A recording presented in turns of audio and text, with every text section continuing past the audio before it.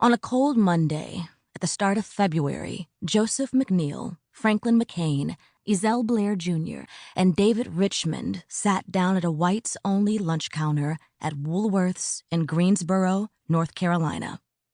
A waiter refused to serve the young men and suggested they order takeout instead. The four North Carolina A&T students remained at the counter. The store manager approached and asked them to leave. Still, they did not move. A police officer arrived, slapping his nightstick in his hand in an attempt to intimidate. Rather than allow the students' offense against Jim Crow to continue, the manager of the store closed it for the day. 24 black students returned on Tuesday. Over 50 black students and 3 white students participated in the sit-in the next day, Wednesday, February 3rd, 1960.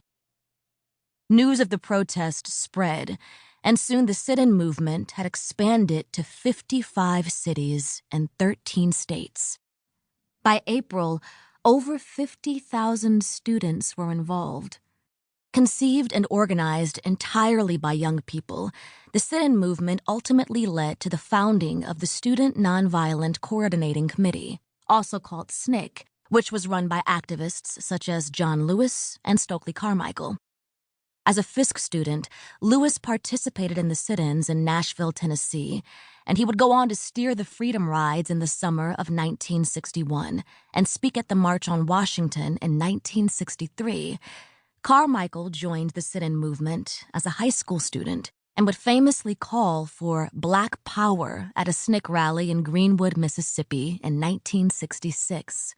Together, Lewis, Carmichael, and tens of thousands of other young black Americans signaled that their generation was prepared to risk their lives for freedom and equality. From Greensboro onward, the sit-ins helped build momentum and support for racial justice. The students in Greensboro engaged in a nonviolent protest to demand full integration, the right to vote, equal educational opportunities, decent jobs, protection against white supremacist terrorism, and an end to police violence. These were the central aims of the civil rights movement more broadly. By the end of the decade, black students at North Carolina A&T State University were still protesting, but now they were destroying property, assaulting police officers, and shooting in the direction of law enforcement, if not coming close to killing cops in self-defense. In May 1969, after black students at Greensboro's James B. Dudley High School were arrested, brutalized, and tear-gassed by police during a series of protests against arbitrary disciplinary measures, A&T students came to the teenagers' defense.